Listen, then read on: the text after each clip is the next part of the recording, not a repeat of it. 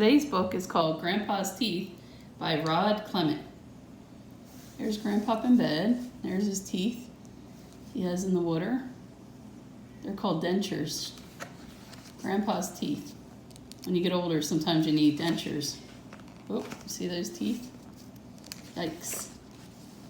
Help! I've been robbed! We heard Grandpa shouting. It's a disaster! Come quickly!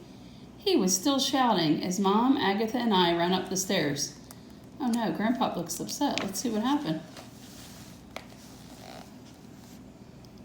Grandpa's room was a mess. But to be honest, it was always a mess. He blamed Gump, his old dog. But Gump looked too old to me to make such a mess. What was taken? Gasped Mom. Your VCR? Your television? Not your gold-plated golfing trophy. No, said Grandpa. It's much more serious. It's my teeth. They've been stolen. They're like, huh? Wow. Grandpa's room is messy. Lamp's knocked over. Oh, there's his trophy there. Has a sock on it. Grandpa normally kept his teeth in a glass of water by bed. The glass was still there, but the teeth were missing. You haven't swallowed them by mistake, have you? Asked Mom. Of course not, replied Grandpa. Those teeth are special, handmade by the finest Swedish craftsmen. Agatha looked at Mom and whispered, Why is Grandpa talking funny? You see how serious this is, moaned Grandpa. I may never speak the same way again. Are you sure you looked everywhere? Asked Mom. Under the bed, behind the cabinet, in all the drawers? Yes, replied Grandpa with tears in his eyes. I've looked everywhere. Mom called the police. They were helping Grandpa look, too. Kids looked under the bed. There's the police searching his room while the family has tea, maybe breakfast. Officer Bate looked grave. We've done a thorough search of the room and house, but we found nothing at all. No teeth, no clues. Everyone was at home at the time of the theft, so the thief got in and out without being seen is a mystery. Can you give us a description of the stolen article, Mr. Pertwhistle? Grandpa frowned, rubbed his chin, then looked closely at the officer. Could you smile, please? He said. Smile? Yeah, a nice big smile. Officer Rate grinned sheepishly. No, shouted Grandpa angrily. I mean really smile. Officer Rate smiled broadly. Grandpa leaned forward, tapped the officer's teeth with his finger, and growled suspiciously. They look just like those. Officer Rate looked shocked. I've had these teeth for years. So Grandpa's kind of saying that the officer has teeth just like the ones he's looking for. Officer Bate took us all down to the station for further investigation. Using Grandpa's description, the police artist drew a picture of the missing teeth.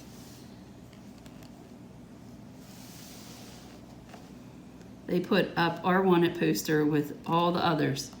We made copies and put them all over town. Just like you would if you had a missing kitten or a missing dog. They put Grandpa's missing teeth posters, wanted.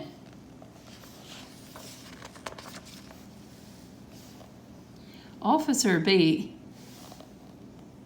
rounded up the usual suspects and took them in for questioning.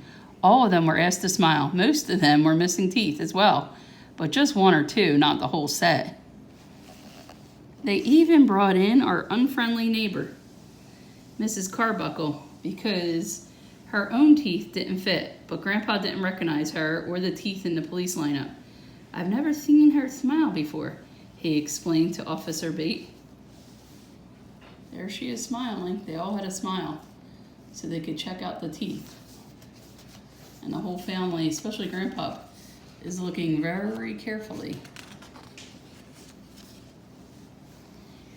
After several days, Officer Bate had to admit that no teeth had been found, no thief had been caught, and no new clues had been uncovered. Grandpa suspected everyone, especially anyone who didn't smile.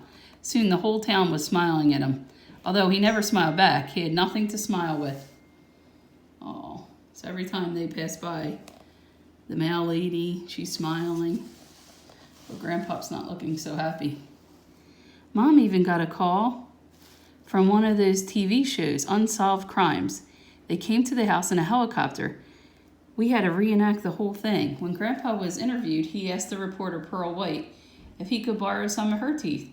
After all, he mumbled, "You have more than enough." Oh my goodness. He did not say that. I guess she has big, pearly white teeth and he wanted some of her nice teeth. But I don't know if that was polite. Dad called Switzerland to find out how much a new set of teeth would cost. He was so shocked when he found out that he dropped the phone. The only way we could ever afford it, he joked to Mom, is if we sell the house. Grandpa thought this was a great idea.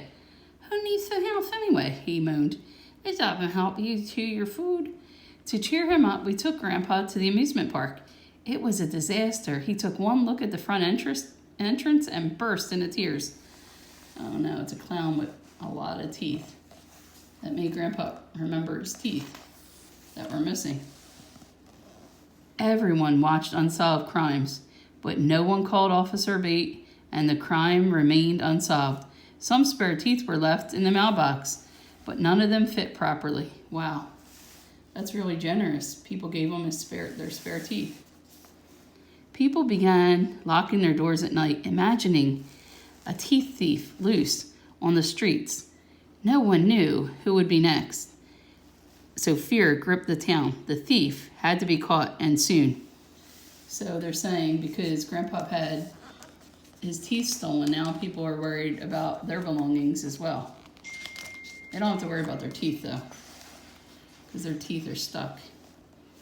It sounded that the only way to prove beyond a reasonable doubt that the teeth in your mouth were your own was to smile broadly at every person you met. Anyone who didn't smile was immediately dragged off to the police station for more questions and a chat with the officer. So everyone began smiling at everyone else, all the time, everywhere, even at funerals. That's probably not always appropriate to be smiling all the time, but they didn't want to be dragged down and have to show their teeth. Because of Grandpa's teeth, the whole town was beginning to suffer. Tourists, seeing the endless sea of smiling faces, were too scared to get out of their cars. They thought it was kind of creepy, I guess. After a while, they stopped coming altogether. Dad's cafe, like the rest of the town, were losing business. The mayor called an emergency meeting. No one wanted to go in restaurants or stores anymore. That night, for the first time that anyone could remember, the town hall was full. Speaker after speaker stood up to complain about the loss to customers and the constant strain of smiling all day, every day. It's not easy to smile all the time. Pastor Butter summed up the situation. "Well, I've always considered this a happy town. There are limits. No one wants to smile without a reason. And there aren't many reasons to smile in this town at the moment. It's time, I believe, to put it to a stop." The crowd cheered.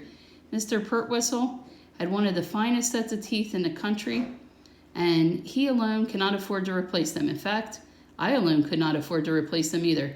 But when every one of us put $1 in a collection plate tonight, we would have enough money to buy 2 new sets of teeth. Most people put in $1, others put in 2. Well, that was a great idea, and that was really kind.